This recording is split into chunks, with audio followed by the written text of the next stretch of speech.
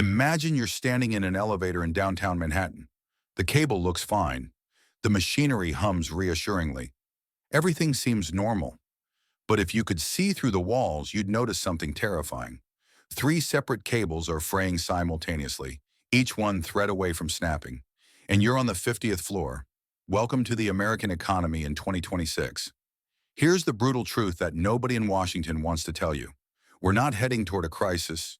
We're already in one. It's just moving in slow motion, like watching a train wreck through molasses.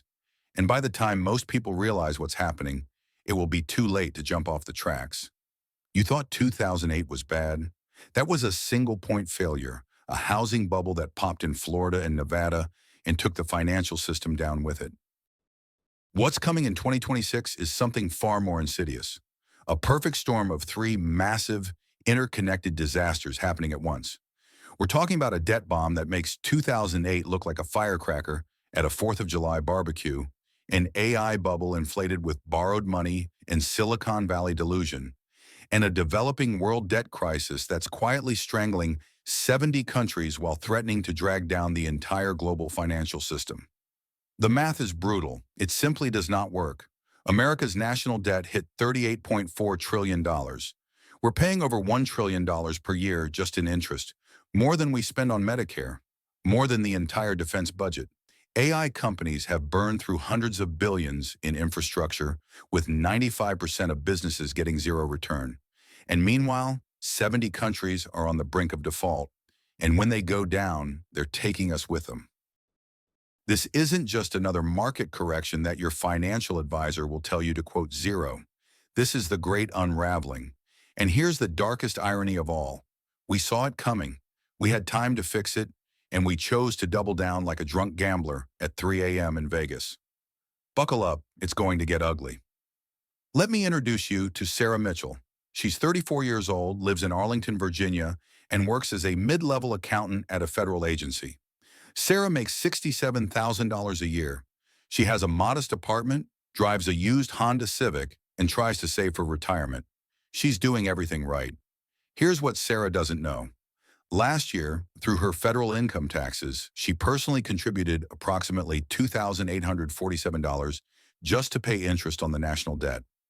Not for roads, not for schools, not for defense, just interest. Pure, unproductive interest payments to creditors. That's more than she spent on groceries for 3 months. And here's the kicker. By 2035, Sarah's personal share of interest payments will triple to over $8,000 per year, assuming she keeps her job and the whole system doesn't collapse first. Sarah is unknowingly funding the world's largest Ponzi scheme, and it's about to blow up in her face. If you want to understand how insane our debt situation has become, don't look at the total number. $38.4 trillion sounds abstract, like monopoly money. Look at what we're paying just to service it. In fiscal year 2025, the U.S. government spent $970 billion on interest payments alone. By fiscal 2026, that number crosses the trillion-dollar threshold for the first time in American history. Let that sink in. $1 trillion per year, just in interest. To put this in perspective, that's more than we spend on the entire Department of Education, the Department of Transportation, NASA, the EPA, the FBI, and the Department of Homeland Security combined. Interest is now the second largest line item in the federal budget, exceeded only by Social Security, and it's growing faster than everything else. The Congressional Budget Office projects that by 2035, interest payments will hit $1.8 trillion, potentially $2.2 trillion under more pessimistic scenarios that assume we keep doing exactly what we're doing now. Think about that trajectory. In 2020, just 5 years ago, interest payments were $345 billion. They've nearly tripled in half a decade. We're adding $1 trillion to the national debt every 157 days. That's faster than it takes most Americans to pay off a credit card. The debt to GDP ratio now stands at 121% of GDP. Interest as a share of GDP hit 3.2% in 2026, exceeding the post-World War II record. By 2035, it's projected to consume 4.1% of the entire economy. But wait, there's more. President Trump's One Big Beautiful Bill added $2.4 trillion to deficits over 10 years. The promised tariff revenues? They might bring in $300 to $400 billion annually, not even one-third of yearly interest payments. Then Trump promised 2,000 dividends to 150 million Americans, costing another $600 billion per year. Congratulations, America. You just elected a leader whose economic plan is to borrow money to pay interest on borrowed money, then borrow more money to give everyone a $2,000 check to celebrate how well we're managing the borrowed money. It's financial inception. It's a Ponzi scheme wrapped in a flag and sold at a rally, and half the country cheered for it. You cannot make this stuff up. We're borrowing money to pay the interest on money we borrowed to pay the interest on money we borrowed in the 1980s to pay for Reagan's tax cuts. This is where the trap snaps shut. The rubber band is stretching, and when it finally snaps, the recoil will shatter every financial assumption you've ever made about retirement, home values, and the American dream. Now let's talk about the other disaster waiting to unfold. And unlike the debt crisis, which built over decades, this one inflated in just 24 months of pure, concentrated delusion. Meet David Chen, a vice president at a Fortune 500 manufacturing company in Chicago. David's smart, MBA from Northwestern, 20 years of experience. In early 2024, his CEO came back from a conference in San Francisco, buzzing with excitement about artificial intelligence. "We need to transform," the CEO announced. "AI is going to disrupt everything." So David got a budget, $15 million for an AI transformation initiative. He hired consultants from McKinsey at $850 an hour. He bought licenses from OpenAI, Anthropic, and Google. He sent his team to training seminars. He installed new systems. 18 months later, what does David have to show for it? A chatbot that still can't process customer returns correctly. An inventory prediction system that was less accurate than the Excel spreadsheet his analyst built in 2019, and $15 million down the drain. David is part of the 95%. He's part of the biggest capital misallocation event since the dot-com bubble, and his board still doesn't know it yet. But they will. Oh, they will. Drive through Santa Clara, California at 2 a.m. on any weeknight. You'll see something strange. Massive data centers rising from the ground like alien spaceships, glowing with an eerie blue-white light, consuming enough electricity to power 50,000 homes. Inside, rows upon rows of NVIDIA H100 GPUs, each costing $40,000, humming away training AI models that 95% of companies can't even figure out how to use.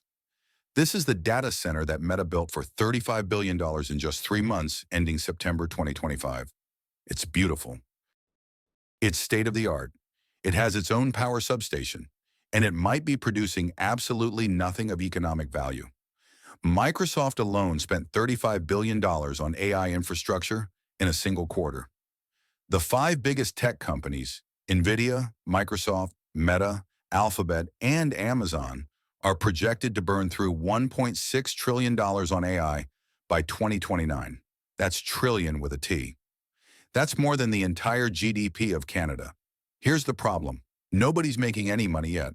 An MIT report from August 2025 revealed that despite $30 to $40 billion in enterprise investment in generative AI, 95% of organizations are getting zero return on their investment. Zero. Zip. Nada. Nothing. Do you see the problem? We're in the infrastructure phase of a gold rush, where everyone's selling pickaxes to each other, but nobody's found any actual gold yet. It's pickaxes all the way down. The numbers are staggering. AI stocks now account for 1/3 of the S&P 500's total market capitalization. Over 2025, AI-related companies drove 80% of gains in the American stock market. In the first half of 2025, investments in AI made up more than 90% of GDP growth. That's not a diversified economy. That's a bet-the-house casino play on a technology that most people can't even define properly. And the valuations, they're insane. Palantir trades at 180 times estimated earnings.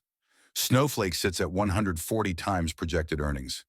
Even NVIDIA, Microsoft, and Alphabet trade at 25 to 30 times forward earnings, propped up by assumptions about future profits that may never materialize. Much of this boom is built on circular financing. OpenAI, valued at $500 billion, triple its October 2024 valuation, is sustained by investments from Microsoft, NVIDIA chips on credit, and data center deals that blur the lines between revenue and equity. It's financial incest. Jamie Dimon, CEO of JP Morgan, put it bluntly, quote 5. Translation from banker speak to English. Quote 6. This is not investing. This is financial peer pressure on a trillion-dollar scale. And here's the dark comedy of it all. The tech giants are so confident in AI's future that they're willing to go negative on free cash flow to fund it. Meta and Microsoft are expected to have negative free cash flow after accounting for shareholder returns in 2026. Alphabet will barely break even. Combined depreciation expenses from data center spending jumped from $10 billion per quarter in late 2023 to $22 billion by September 2025, with projections hitting $30 billion by late 2026. Remember the fiber optic bubble of the 1990s? Companies laid millions of miles of cable based on growth projections that never materialized. Those cables sat dark and unused for decades. Some of them are still dark today. History doesn't repeat, but it rhymes. And right now it's rhyming in iambic pentameter. If you're enjoying this descent into economic madness and you want to understand what's coming before it hits your 401k, smash that subscribe button and hit the notification bell. Now let me ask you something, and I want you to answer honestly in the comments. If you had to choose, would you rather A, lose your job in a slow grinding recession that takes 5 years? B, lose 50% of your retirement savings in a single market crash? C, watch your tax bill triple to pay debt interest while bridges literally crumble? Here's the fun part. In 2026, you might get all three at once. I read every comment, so tell me, do you think I'm being too pessimistic, or am I not being pessimistic enough? Because judging by the numbers I'm about to show you, I'm actually being charitable. Now let's talk about the third cable that's fraying, the one that most Americans aren't even watching. While America plays financial chicken with trillion-dollar deficits and Silicon Valley chases AI mirages, there's a third catastrophe unfolding that will drag everyone down with it. The developing world is drowning in debt, and there's no lifeline coming. Let me take you to Nairobi, Kenya, in July 2024. Walk down Moi Avenue in the city center. You'll see burned-out cars, shattered storefronts, broken glass crunching under your feet, and bloodstains on the pavement where protesters clashed with police. Over 50 people died in these streets. Another 300 were injured. What sparked this violence? Not a coup, not ethnic conflict, not a terrorist attack. Tax increases. The Kenyan government, drowning in debt that consumed 60% of government revenues, tried to raise taxes to make interest payments to foreign banks in London, New York, and Frankfurt. The Kenyan people said no. They took to the streets. The government shot them. The IMF, sitting in its air-conditioned headquarters in Washington, D.C., issued a carefully worded statement calling for fiscal responsibility and restraint on all sides. You cannot make this stuff up. People died so that Deutsche Bank could get its interest payment on time. Here are the numbers. 70 countries are at risk of debt distress. Global public debt reached $102 trillion in 2024, with developing countries holding $31 trillion, less than one-third of total debt, but growing twice as fast since 2010. In 2024, 61 developing countries spent 10% or more of government revenues just on interest. Some spend 23% of export revenues paying foreign creditors. For context, post-W1 Germany's debt servicing was capped at 5%. We gave Hitler's Germany better terms than we're giving Kenya today. The UN estimates that 3.3 billion people live in countries that spend more on debt interest than on education or health combined. Developing countries paid $25 billion more to creditors in 2023 than they received in new loans, a negative net transfer for the second consecutive year. And the mechanisms to fix this? They're broken.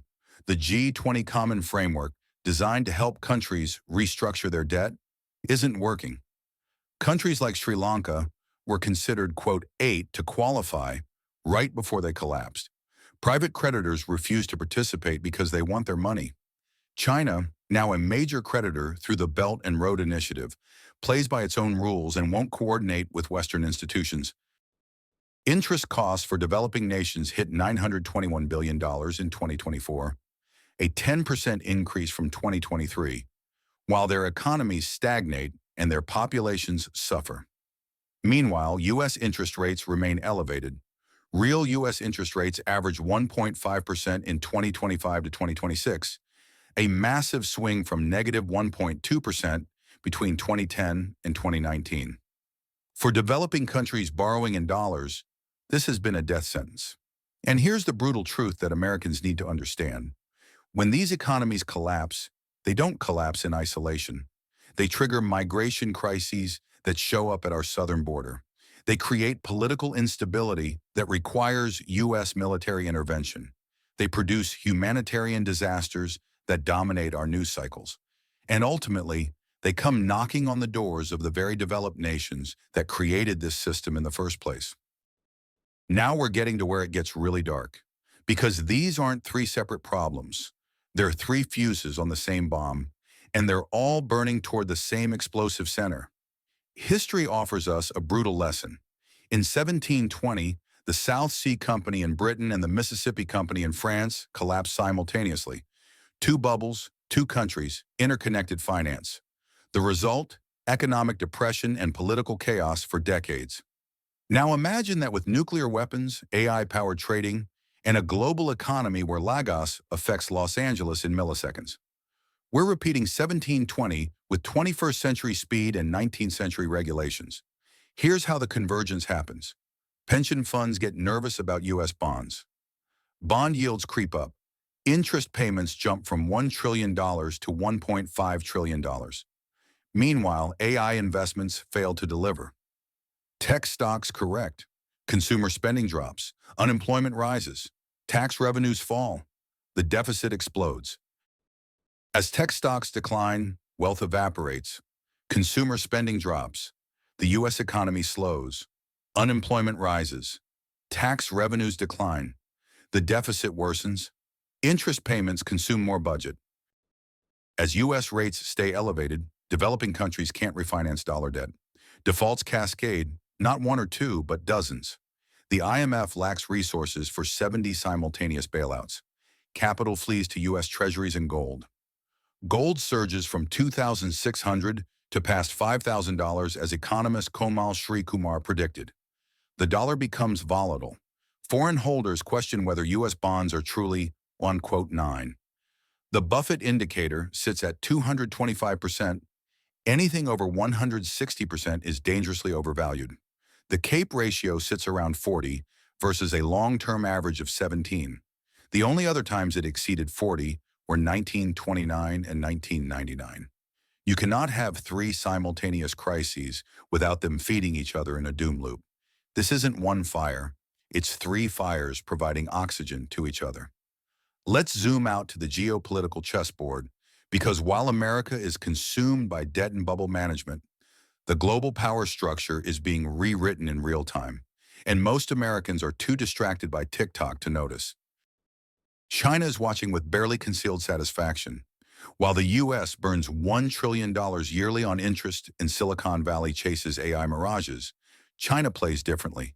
It's the world's manufacturing hub, controls critical supply chains, and holds $775 billion in U.S. treasuries it can weaponize. As 70 countries near default and the IMF can't help, China steps in through Belt and Road. No democracy lectures, just infrastructure, loans, and influence. The developing world learns they have options beyond Washington. Europe barely holds on. France, Germany, and Italy project 0.8 to 0.9% growth in 2026. That's stagnation. Russia, despite sanctions, proved more resilient than anticipated. Here's the trap. If the U.S. enters crisis in 2026 to 2027, its global power projection collapses. Military spending gets squeezed, alliances fray. Into that vacuum steps China, offering authoritarian capitalism without human rights questions. The Western-led, rules-based international order that's existed since 1945 doesn't end with a bang. No nuclear war, no dramatic collapse. It ends with a whimper as the economic foundation crumbles and nobody has the resources to maintain it anymore. American troops start coming home not because of an isolationist policy, but because we literally can't afford to keep them deployed. The Pax Americana fades into history, not because of military defeat, but because of financial incompetence. The great irony? We're not losing to external enemies. We're losing to our own fiscal recklessness, our own speculative bubbles, our own inability to do basic math and live within our means. The Romans didn't fall to the barbarians because the barbarians were stronger. They fell because Rome had already hollowed itself out from within. We're watching the same movie, just with better special effects and smartphones. So here we are, standing at the edge of the cliff in 2026. Three simultaneous crises, all interconnected, all accelerating toward collision. Sarah Mitchell in Arlington is about to see her tax bill triple. David Chen in Chicago just got laid off. And in Nairobi, another protester is being tear-gassed for daring to question why his country is choosing Citibank over schools. What happens next? There are two possible futures, and only one of them is survivable. Future A, the Great Reset. In this scenario, policymakers wake up and take radical action. The U.S. implements real fiscal reform, cutting spending, raising taxes on high earners. Congress passes bipartisan deficit reduction. The Fed threads the needle on rates. Tech companies find AI applications that work. The international community creates actual debt restructuring for developing nations. We get a painful but manageable correction. Markets down 20 to 30%. Shallow recession. Unemployment hits 6.5% for 18 months, then recovers. Sarah Mitchell keeps her job. David Chen finds work after 8 months. The probability? Optimistically 25%. It requires unpopular choices in an election year. Future B, the cascade. This is the more likely scenario, and it's significantly darker. This is what happens when no one wants to be the adult in the room. The AI bubble pops first, probably triggered by a major company admitting in an earnings call that their AI investments won't generate positive returns for years. Nvidia drops 40%. The sell-off spreads. Tech stocks, which drove 80% of gains in 2025, lead the market down 35% from peak to trough. That's not 2008 level, but it's 2000 level, and 2000 took 3 years to bottom and 7 years to recover. Wealth evaporates overnight. $8 trillion in paper wealth just gone. Consumers feeling poor and scared about job security stop spending. Consumer spending, which drives 70% of U.S. GDP, drops sharply. Growth stalls. The economy tips into recession by Q3 2026. But unlike normal recessions where the Fed cuts rates to stimulate growth, this time is different. Interest rates can't go back to zero because inflation is still hovering around 3%, and the government needs to keep selling bonds to fund that trillion-dollar annual interest payment. The Fed is trapped. They can't save you this time. Unemployment rises to 7%, then 8%, then 9%. Tax revenues collapse. Interest payments surge past $1.5 trillion. Sarah Mitchell gets furloughed. Developing countries default in waves. Kenya, Pakistan, Ghana, Ethiopia. The IMF is overwhelmed. Geopolitical instability surges as U.S. influence wanes. By late 2026, we're in full crisis that makes 2008 look mild. Years of stagnation, unemployment near 10%, social unrest, political radicalization, fundamental questions about the American model. The probability? Realistically, 60 to 70%. This is what happens when you kick the can for decades. Here's the final irony that nobody wants to acknowledge, the truth that keeps me up at night. We're the richest, most technologically advanced civilization in human history, with more resources and knowledge than any society that has ever existed. And we're about to bankrupt ourselves by borrowing money we don't have to buy technology we don't know how to use. While ignoring a debt crisis we absolutely knew was coming because we were too busy arguing about culture war nonsense to focus on basic economics. Future historians, Assuming there are any who can afford graduate school after this mess, we'll study 2026 the way we study the fall of Rome.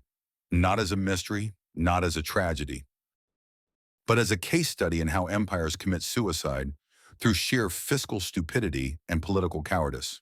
The Romans spent themselves into oblivion paying for bread and circuses, while barbarians massed at the gates.